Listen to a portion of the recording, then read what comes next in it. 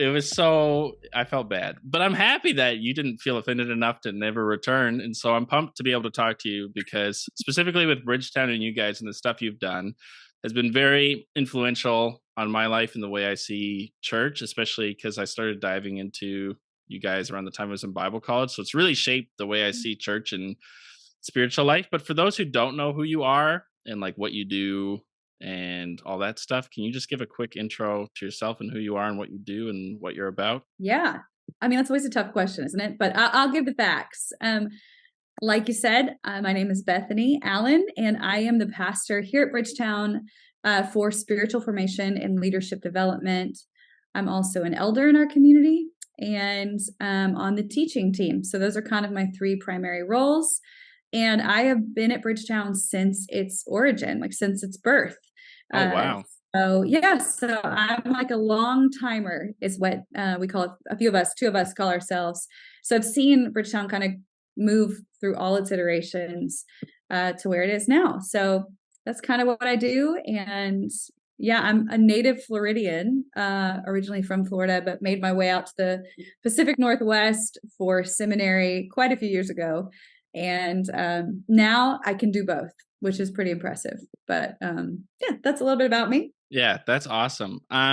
So for Bridgetown, now my history could be wrong, but from my understanding of reading some of John Mark's books and stuff, is that it originally was like a bigger church that was part of a bunch of different things. And then eventually John Mark was like, hey, I don't like this anymore. I can't sustain this. And it switched to then being Bridgetown, where it kind of became its own church separate from the other campuses, I think. And is that when you came into it? Or did you come into it even before that happened? Or is my history completely wrong and I'm just like Yeah, I lying mean, right now?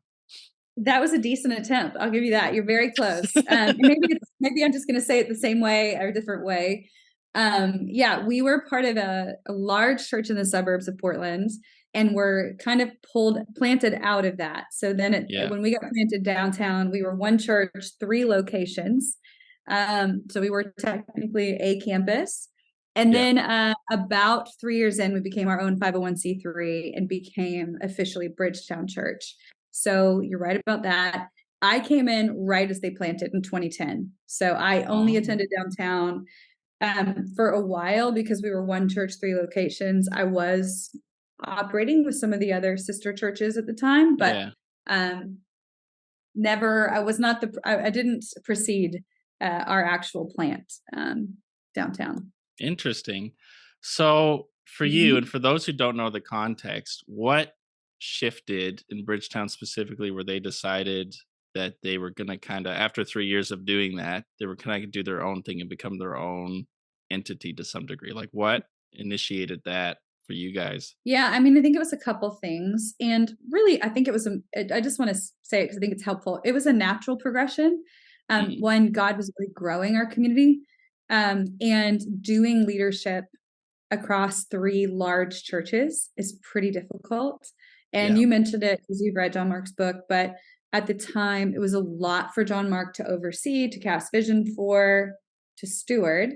Um, and it just isn't what he wanted to do. That wasn't what his dream was. And Mm, he had a dream um, years and years before that to actually, when he first came on staff with his dad at that larger church, to plant downtown. So he had always had this long-term vision of doing that. So when the opportunity came and God began to bless what we were doing, it was like, this feels like the natural progression to become our own kind of plant.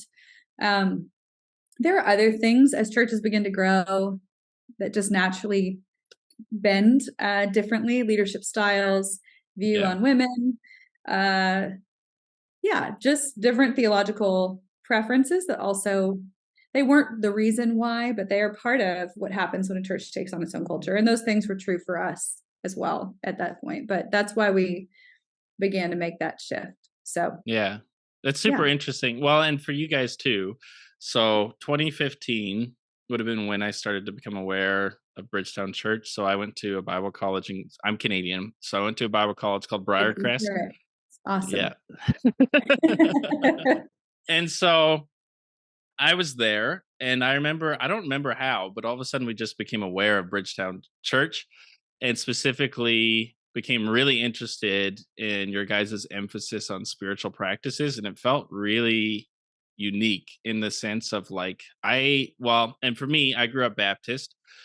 And so for Mhm. most of my life, the only practices that existed were just prayer and reading your Bible, which is like, yeah, that covers a lot of stuff. But it was interesting then to be like, oh, like what is all this stuff? And as I was in Bible college too, learning about church history and all of that, that it became really interesting to see a church that was emphasizing spiritual practices specifically and being like, how do we actually live out the Christian faith? Because often it's just intellectual. A lot of time, especially in church, that it's mostly thinking about stuff, but it actually became more about like, I don't know, embodying Christ likeness. And so Mhm. for you, because you are currently the pastor of spiritual formation, right? That is correct. Yep. Okay. Right. That's still your That, title. that's still What it. They haven't that's taken still it it. from me. So for you, obviously that would be something that's important to you. And especially it feels like more churches are doing it now, but at the time, at least from my perspective, it felt like a very unique thing that Bridgetown Church was doing that I hadn't really seen before. What made you guys feel like that was an emphasis you wanted to head into or something that you wanted to make important? And why do you think for the Christian life those kinds of things are important? Not to say that people who don't, like, I don't know, like my church was great and reading your Bible and praying is great, but there are other things too. Why would those be an important thing to emphasize or talk about from your perspective? Those are great questions. Should I hit the first one first? Sure, Just whatever you why want. There we, was a lot yeah, of questions in there. So yeah. I'll just like shoot for it here. But I think you asked, I think this is an important part, at least for people understanding our journey, but also understand why we're so passionate about the practices. For us, we're quite a secular city, and I don't know where you're yeah. from in Canada, but perhaps you're from a secular place too. Progressive and a beautiful city that's hyper passionate, hyper political, all these things. And in doing church here, we found that it was very easy to motivate people towards acts of justice or expressions of goodness or Mm, pseudo expressions of the kingdom in our city without actually experiencing transformation. So for us, mm, part of the big movement towards the practices came when it was the time when missional communities were like a huge deal. And so we had all these mission focused communities, and we realized that most of the people in those communities were not Christians. mm, They were like doing God's work, but it wasn't coming from a place of like their own transformation. And mm, that is a killer on multiple levels. So that was like our big aha moment where we literally stopped the ship of everything we were doing and said, if we're really serious about people experiencing the reality of God's kingdom, if Portland is actually going to experience the kingdom of God crashing into it, then it starts with the work that we do through discipleship and mm, how are people and really considering how people are formed and what needs to be unformed in them in order for them to receive the fullness of who God is and experience the power of the presence and all those things. So we made that pivot about 3.5 years in, which was brutal. But that was the time when we dreamed up what is now called Practicing the Way. And yeah. we sat in an office for hours and hours and hours and said, what's most essential? So, like, even some of the things you mentioned of like reading your Bible, praying, all of that, we were like, those are good things. And I grew up Baptist too. So I was like, I definitely know how to do that. But what would it mean if we actually considered more broadly the definition of formation and explored that? And one of the people in the Baptist world who was significant in my Bible college experience, but I totally missed it, was Dallas Willard, who himself Mm, was Southern Baptist, and I had read his works before, but we went back to some of these other guys and Richard Foster, some of these people, and then also went on a journey back to the early church, went on a journey back to desert fathers and mothers. And we began to go, God, wait, we're seeing rhythms and practices that really shape not just individuals, but communities. And that's what we want to go mm, after. So thus the practices became core to who we were. And we basically said, we're going to give our lives to this for 5 years. We're going to give all that we've got to formation work in our community through the container of communities. We're going to just push this work of practices and formation and see what God will do. And I can just tell you that he's done a whole lot since then. And our community was radically transformed. You Yeah. asked the question why the practice is important. And the number one answer I would give, or I think the most clear answer for us, is because the practices, if they're done well, are holistic. Mm. And one of the problems with, the kind of 90s paradigm for formation, which I think is great in a lot of ways, is that it's not addressing the whole person, it's addressing parts of the person. And Mm. God has made us embodied, holistic humans who have all parts of our we got all sin is affecting all parts of our brokenness. We need his life and his spirit and the work of being formed in every area of our life. And I think the practices or the disciplines afford us the ability to not just be transformed in two different ways or from three different angles, but all the way around, which makes them harder, more costly, but also more transformative. Mm. How's Yeah, that? that's very good. Decent? Okay. Should I get to keep Yeah, my title or what? you should get to keep your title.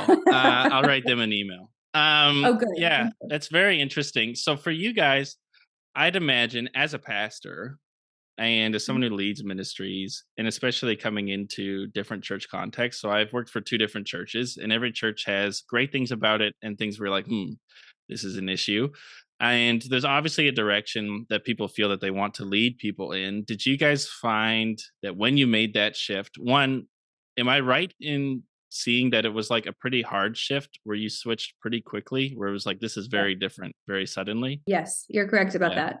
John Mark doesn't do anything lightly. So it was like, we're gonna stop and this and we were a church plant, which a lot of people can appreciate. So we were Yeah. just like, okay, we're gonna try something new. Like Yeah. that totally didn't work. That wasn't doing what we wanted. So we literally hit the brakes and just did a 180. So Yeah. yeah. And so looking at it from the outside and with all the history now and being able to see it like 10 years later, it's like, oh, this succeeded. But when you guys Mhm. made that shift, did it feel like, oh, this was maybe we made a mistake? Or did it immediately feel like people were on board and like things were happening and wow, this is great? Or did you face pushback in times where you were like, I don't know if we made the right decision? Did that Yeah. happen at all? Or was it just like instant success and you're like, yeah, great, we did it? No, we're a church, so made up of Yeah. people, which is, as you can appreciate, uh, complicated, or it's never exactly the way you want it to be. I will say, there's a couple things that were really going for us. One, John Mark was a really trusted leader by our Mm. community. That and we worked hard for that. Our pastoral staff continues to, but has always worked hard towards that to win the trust of our people. And so that was there. Two, we were super young. Our church was made up of Yeah. primarily 18 to 35, like max. So young people are usually up for a shift, Yeah. like we don't have a lot of sacred cows at that point. And we were only about 3.5, 4 years old. So those three things were like the spiritual silly putty or whatever that you need to make a shift like we did and have not a ton of pushback or feedback. Obviously, people had their opinions. People were bummed when we stopped missional communities because you're introducing a whole new vision for how we're meant to do things. But I would also say within the span of 6 months, and because I think, and this is really important, but we were 100% bought in as leaders. Um, I think our people jumped in and Mm. began to see the fruit of it. And you have to remember too, like, I think I would say, I mean, John Mark he's just, I think, and he's my friend, so I can say this, but he's one of the best teachers on the planet. Like, he's just unbelievable. And in those days, as he was exegetically teaching through the book of Corinthians, we were all like, our heads were falling off. It was like so explosive. And I've told him that's like my favorite thing he's done. But so it wasn't like we were getting a lack of good teaching, but what we were getting a lack of was the ability to integrate that teaching into something that transformed us. And so our people were Mm. hungry for more, more than just Yeah. what they're getting on a Sunday. So that was a huge thing that was leveraged in our favor of like this really catalyzed because our people were hungry for something more substantial than what they were getting. So Yeah. So nobody what did perfect. We you got mean emails, no. the whole thing, No. but So what did you see actually change in looking at what the church was and you're like, this is great. but there's things that we would like to change to then after having done it. What is actually different about Bridgetown now than maybe before? 1,000 things. But I would say, well, I'll just start listing them and we'll see how many come, because I might say 3, but then I might say 12. So who knows? But um, one of the first things is that our church actually became a family.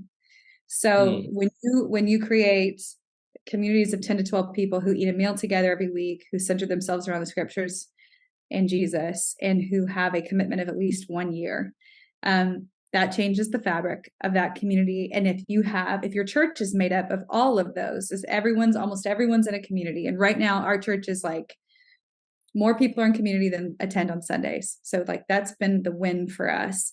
That changes the culture of the community, which makes it more hospitable to those who are far from God and makes it more alive when you gather. So that was one of the first signs of life, was like, oh, we're becoming a family in a different way. Two, I would say this, we're in a season of maturity, which means that we can catalyze or have greater opportunities for encounter with the Spirit. So when people don't really know Jesus, obviously a problem, don't really know him, or don't have space for him because there's healing that needs to take place, because there's transformation that needs to take place, you don't have opportunities for more or an increase of the Spirit of God. But as people are transformed, there's more room for that. So there's just been a deep work of the Spirit in our community because of, I believe, the maturity and the work that's being done at a mhm, formational level. And then I would say the third biggest thing is that we have people who genuinely do mission, not for the purpose of just seeing justice, but people who are actually motivated out of their own transformation to become kin or family, like Jesus would. This is the part of our DNA that says we want to be with him, become like him, and do what he did. People are doing what he did because of the transformation in their own life. And we're just seeing that radically catalyzed. So in our community, and the community is like, what the heck? But we're like, this is who Jesus is. So there's just all the things you hope to see in the scriptures, all the things you hope to be yeah. true. The Acts 2 realities are part of our community because of the work, I think, of these practices and what God's done through them. No, that's super cool. And I found the same thing for me. So, for example, I've looked at what a lot of what you guys have done and been inspired by it. And so, even at my last church, and in this church, I'm working towards it of introducing the practices, and to see the difference in people is really interesting. And even so I'm like a type 5 on the Enneagram. I love reading things. And for me, like, reading the Bible and that being a spiritual practice always made sense to me. But to see other personalities be able to have practices and ways of connecting with God, that yes, that's important. I'm not saying that one, that's pretty foundational. But other things that even like my personality just naturally, like I hate silence and solitude, and I like all of that stuff just makes me so uncomfortable where I'm like, oh, because I'm a Westerner and because my brain's always working, I have ADHD, so it also adds to it. But to see people be able to dive into these other practices that are really meaningful, and for me too, to be forced to like be shaped in areas that make me uncomfortable, that need to be shaped, is actually really interesting to see. And so at my last church, when I shifted the youth ministry specifically to that, it was really cool to see, yeah, like you said, how holistic faith became. That it wasn't just about, okay, I've got a list of like things I should do and shouldn't do, and like a lot of my spirituality is in my head, and it became more about like actually embodying what it means to follow Jesus in every area of life. Not that that can't lead to that, but Yeah. it just puts an emphasis on it that's different.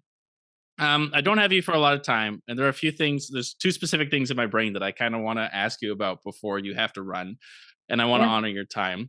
But for you guys, so you planted this church, you were there from the beginning.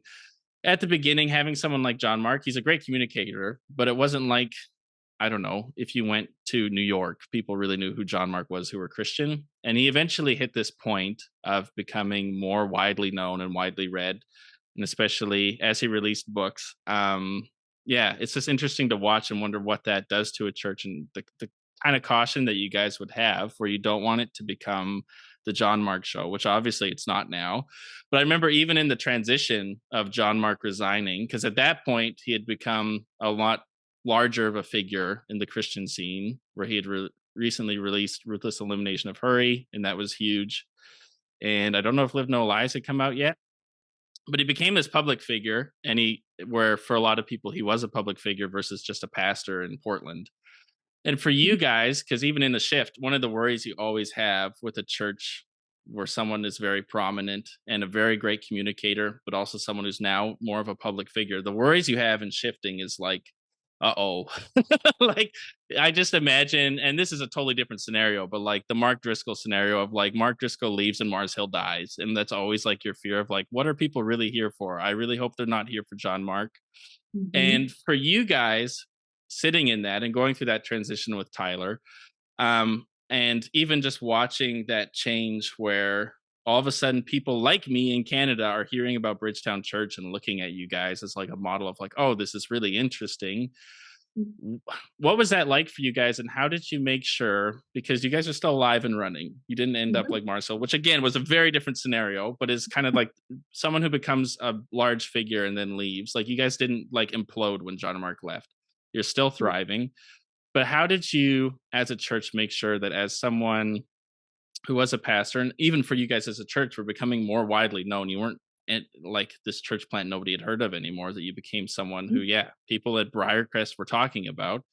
How did you navigate that in a way that made sure, okay, we're going to be healthy, that we're not going to let this get to our heads, and we're not going to put, I don't know, this is still about Jesus. This isn't about John Mark, which it could be very easy to build a brand and a church around one personality because people do that. How did you make sure that your church was kind of in check, that that didn't happen and that wasn't the story for you guys? Yeah, that's a big question. I will try to answer it best I can. One of the things I'll say, well, I need to say a couple of things probably about John Mark. One, John Mark is a godly man who loves the church, and that's Yeah. not rhetoric. That's like actually who he is, which means that his his heart was there, was that Mm, priority, and he's so disciplined that that was something he was able to keep in front of him. Something we as elders and leaders, pastors at the church, worked really hard to keep the entire time. Like, it's a funny thing when people talk about Bridgetown having influence to us because we don't know a lot about that. Like, we're not, it's really weird. I know it doesn't sound, it couldn't be true, but we don't really, we actually don't yeah. know who's even paying attention or who would even know. Like, because, and you know this, when you're really pastoring, you're just thinking about your church and you're like, it's Yeah. made up of crappy people and good people and hard situations and funerals and weddings and real lives of people. So we didn't even, and I think in wisdom, John Mark really protected a lot of, protected us, our community as a whole from that. We just Mm, didn't know what we didn't know. So I'll just say, like, John Mark has heaps and heaps of integrity. And so, and humility, and both of those things guarded us at the beginning of the transition.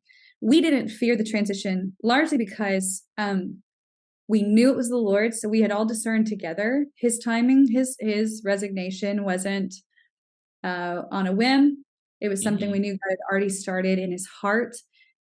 We were in on that early on, and so this was part of the journey. So we were trusting the Lord for his provision and contending and praying for who would come next, knowing the mantle would be different.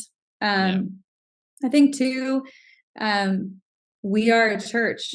So I know I said that just like a second ago, but it's true. Like, we are a church that is centered around Jesus. And Hmm. yes, you cannot deny someone's gifting and their anointing. Like, without a doubt, this man is anointed and called and extraordinary. All that's true.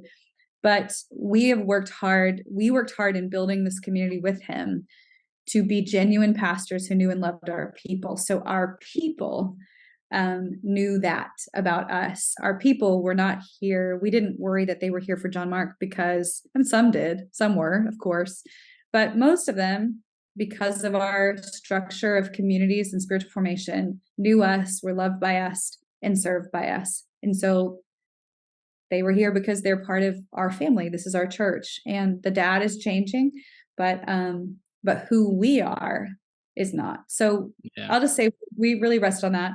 we also hired a professional to help walk us through this kind of transition. Yeah. We also hired another really gifted, brilliant leader. And I think that the final thing I'll say is, when you have a gifted leader, and now this is our second one. So I've only worked for really brilliant, dynamic people who apparently have a lot of influence. So pretty good for me in pastoral ministry. But when you have a gift that a gift of a person that the Lord is using to bless the larger church with, you are not aware of that. And you're also, our community is not, and we are not unaware of the fact that there's an open-handedness to how we hold them and their gifting. And so I think in our church community, no one was shocked about John Mark's wisdom because most of them had followed him for 10 years. He had been their pastor.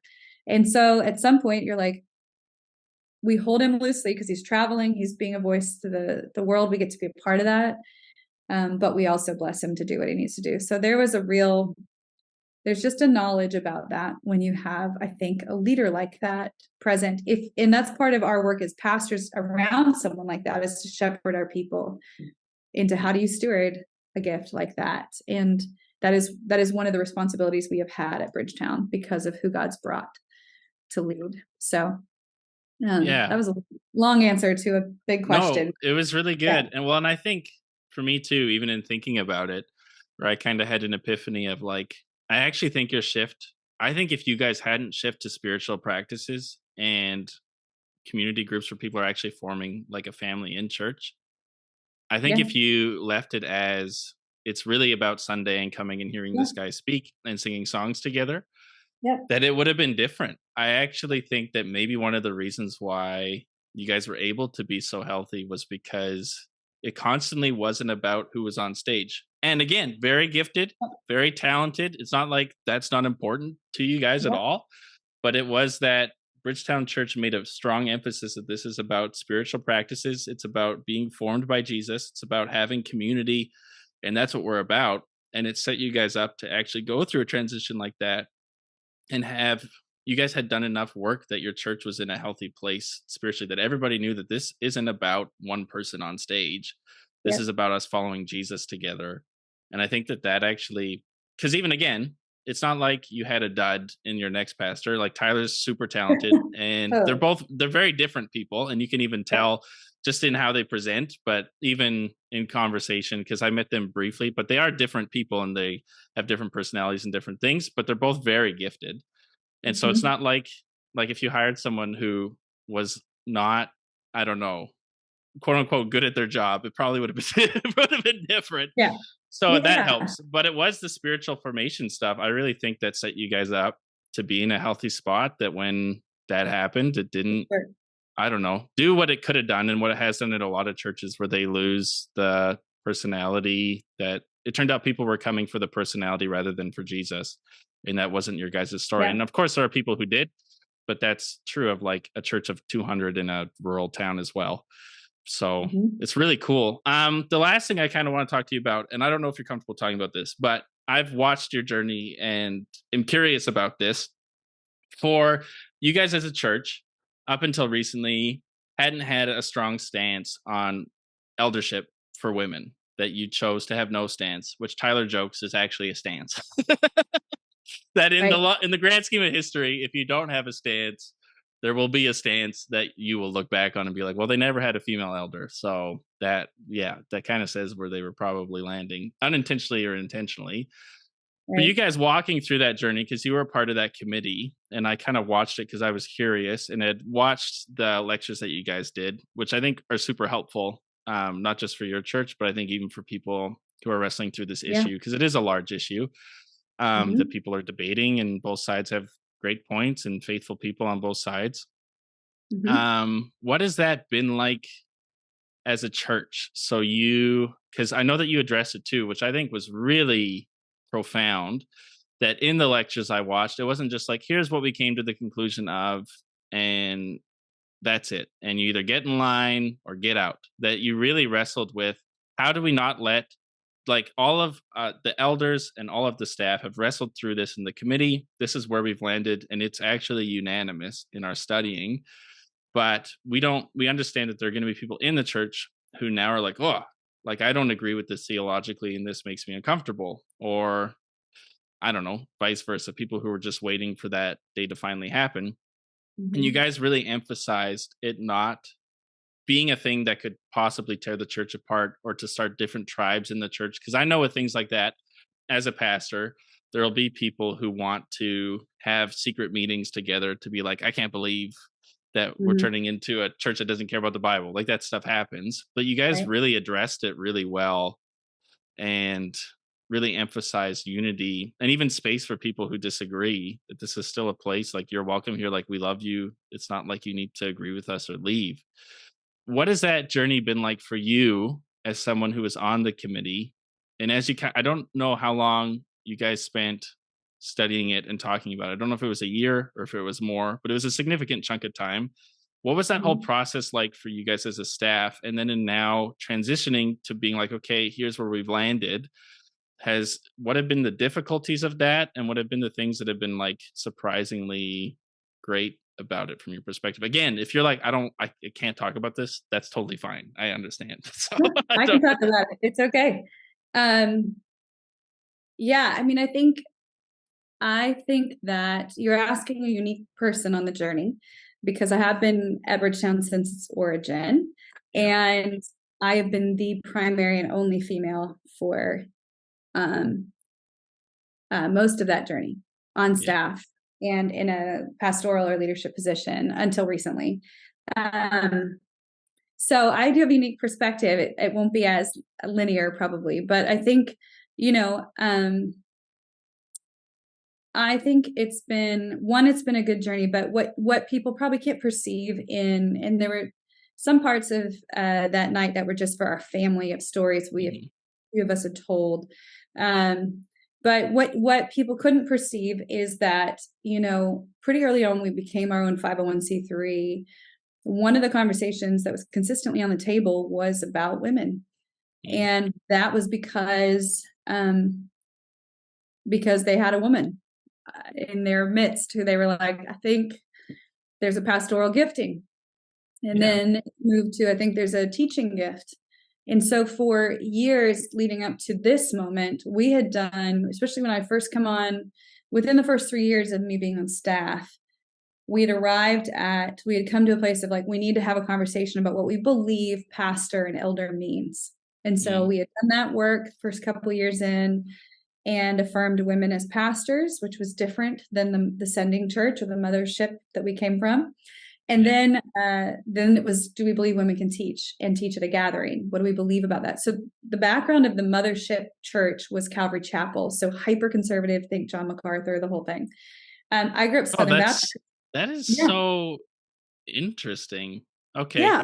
Yeah, So that's very interesting actually. that But was okay. John Mark's upbringing, and so that was the culture of the church. So oftentimes people look at us and they go, "Oh, you guys are doing women eldership," and I'm like, if only you knew. Like, there's so much to Yeah. the story.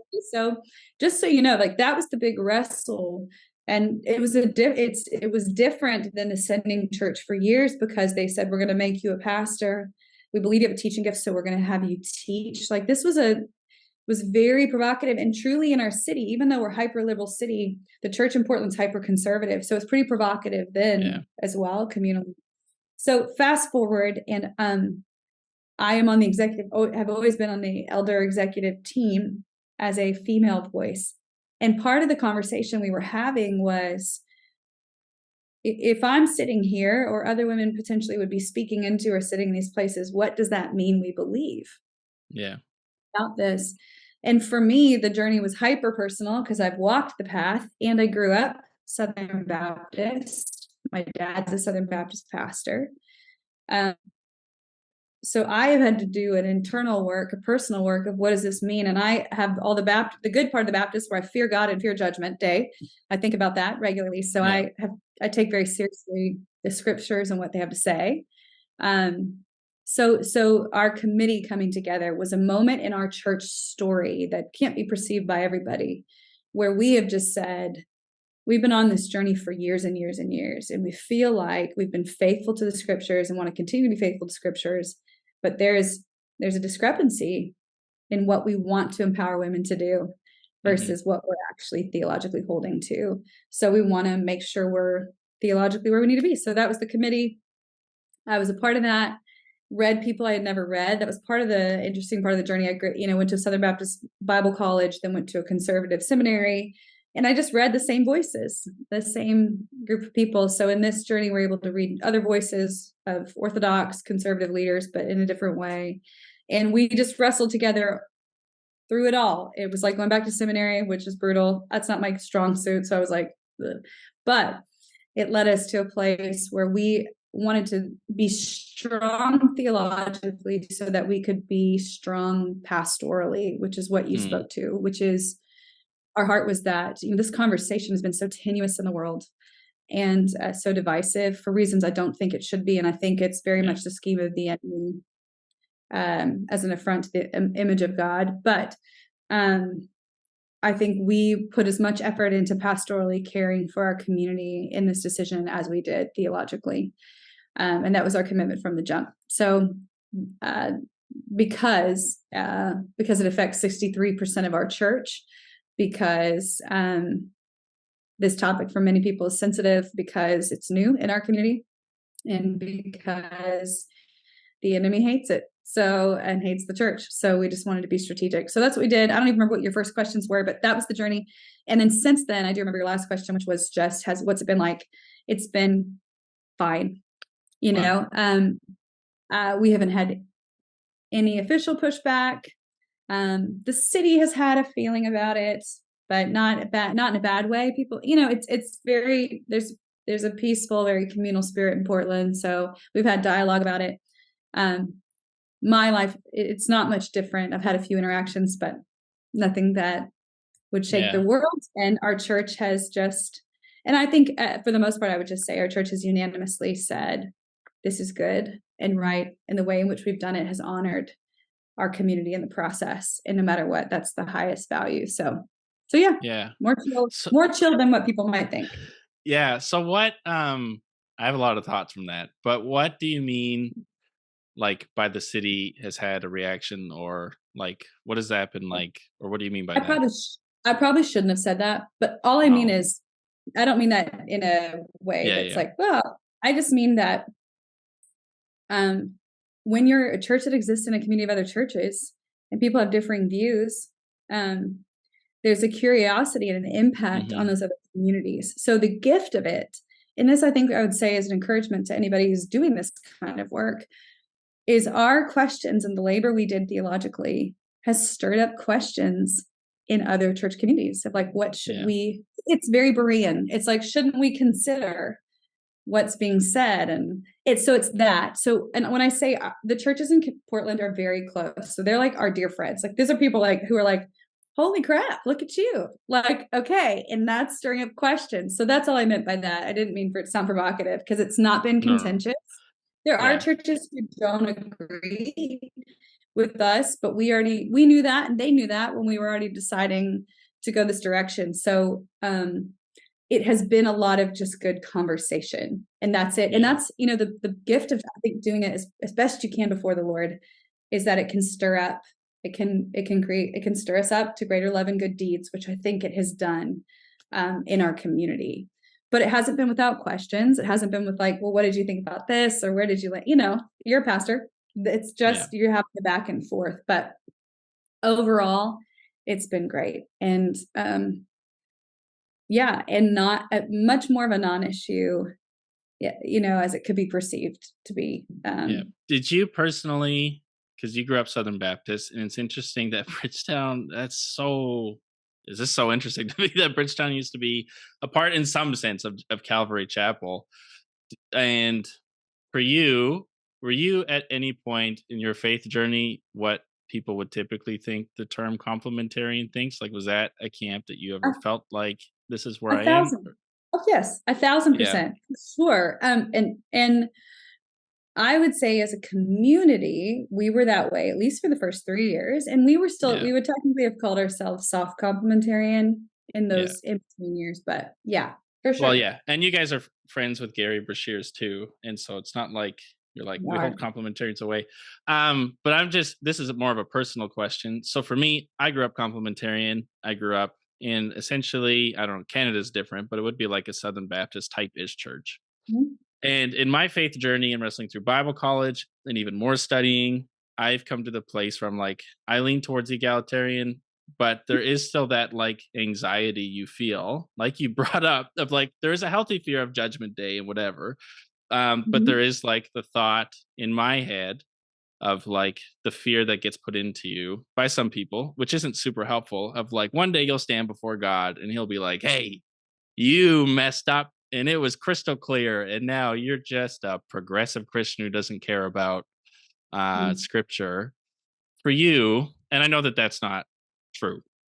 Yeah. But for you, I imagine that you must have at some point, I feel like, felt a similar anxiety and had the wrestling that I feel. Because I imagine if you grow up or are in that spot to change any theological belief, there is that like, wow, what if I'm wrong? Mhm. And I don't Yeah. know, that like anxiety that comes along with that.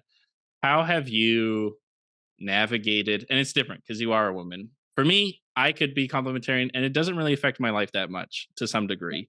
But for you, it is a lot bigger. And so that's also different. But how have you, I imagine that you must have had some of those anxieties and feelings. How have you navigated that? And yeah, that's probably my question. It's like, how do you navigate that? Because I still have that feeling occasionally that comes to me of like, what if you're wrong? Mhm. And you're just like, I don't know.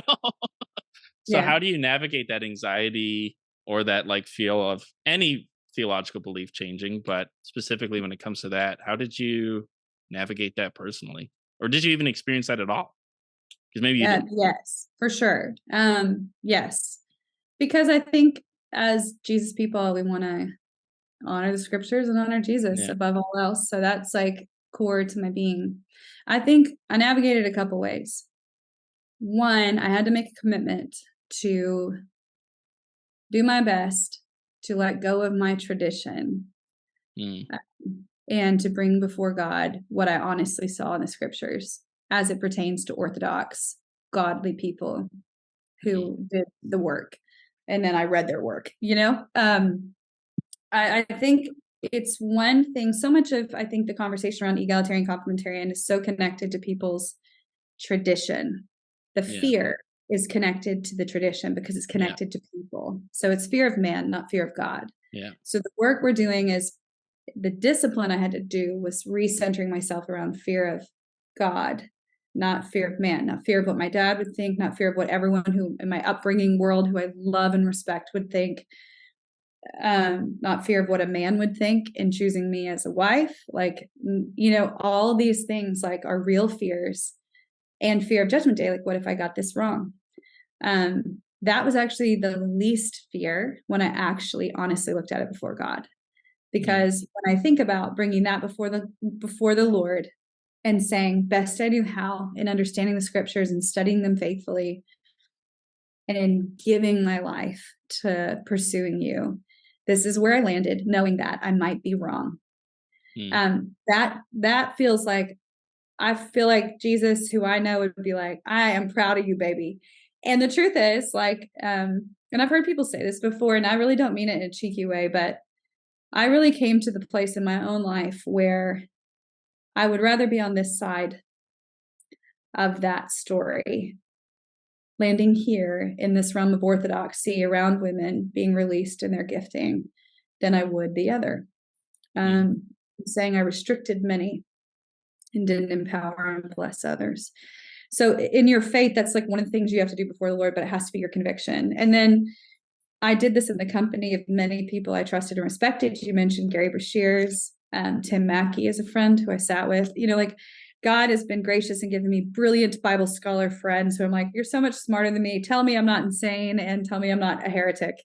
So I just did a lot of that work, and I let myself be vulnerable and exposed to my parents, to other people in this process, my therapist, my spiritual director, and worked it through. Like, this is and then doing the grief work of what it means that I hold this view now, but I didn't ever exist in a world where this was the thing. So what does it mean I've missed and those kind of things that are honest to any woman in ministry of like, what does it Yeah. actually mean now? And what else? How else did I do it? Prayer and fasting, like legit just brought myself before God and just said, like, I'm trying to discern this before you rightly. And it's a big deal because here's the other part that other churches may not have experience. The other part of this that I took very seriously, which maybe I should say publicly or not, but I do recognize, I knew enough to know that Bridgetown does have influence in other places. And so I knew that wherever we landed, people would be listening. And I also knew that I would be part of that. That as being part of this committee and also being a woman who is in executive leadership here, like that it would matter, that what I did mattered. So I just took it very seriously because it didn't just affect us in our community, which is a big deal in and of itself, but it also would affect other communities going forward. So I did all of it with fear and trembling, but I did it in community, and I did it prioritizing fear of God over fear of man. Yeah. And well, all that was hard, and I'm glad it's done. That's the bottom line. Yeah. Yeah. Well, and I think you named something that's actually huge, and for me it's true. So I'm part of the Canadian Church Leaders Network. I'm like part of like a emerging lab for younger leaders, and I have a mentor. And I talked about this week actually, about how there is this deep thing inside of me that is a fear of people. And he didn't know I was talking about this issue, but it was about this issue where I was like, on both sides, I fear it's not actually about Jesus. It actually is about the fear of disappointing people I know. And that's a very interesting thing to wrestle to, that the thing that bothers me the most isn't actually whether or not I feel like I've done the work to be able to confidently have a position that I hold with an open hand. It's actually the fear of the faces and letting go of the place you grew up in, and in the sense of like, this is something that I know would be at odds with, but I still love that place and have positive feelings, but I know that they would be, in a sense, disappointed and be like, you're off. And that's an interesting thing to wrestle through, that you go through for a lot of things, but I think is something that's super important. Lastly, because this is a podcast kind of directed towards people who are deconstructing and trying to reconstruct, and you guys at Bridgetown have talked about this quite a bit. I just wonder, would you have any advice, even though we haven't really talked about it up to this point, but for those who are kind of in that camp of either deconstructing their faith or beginning to reconstruct, would you have any advice or something that you would want to say to them in like 1 minute or 2 minutes? You would say, which is a large question that obviously can't be answered in that amount of time, but is there something that you would want to say to people who are kind of in that spot, wrestling through those different things? I mean, again, if we're just doing like a Hail Mary here, or whatever we want to call it, I would just say, don't stop praying. That's like, in my life, in the moments when everything's been flipped upside down and I'm disoriented and I'm messed up and or trying to build or rebuild, I feel like the best thing, the most faithful thing and the most helpful thing I ever did was not stop talking to God. When I was pissed, when I was happy, when I was confused and disoriented, when I did not feel like I heard his voice, when I did not feel like he was close to me, when I did not feel like he was real. And in all of those spaces, I just decided I was always going to talk to God. And that, I think, for any person on that journey, I think is one of the best things they can do. And if they can keep doing that, I promise he will talk back. So that's what I would say in my 5-second thought on that. That's great. Bethany, this has been great. It's been great to get to know you a bit more, because I've seen you preach, obviously, and listened to your stuff, but to be able to meet you has been wonderful. And so thanks for saying yes to this. Of course. Thanks for hopping on. It's been really great getting to know you just a little bit more. So thank you. Yeah, thank you.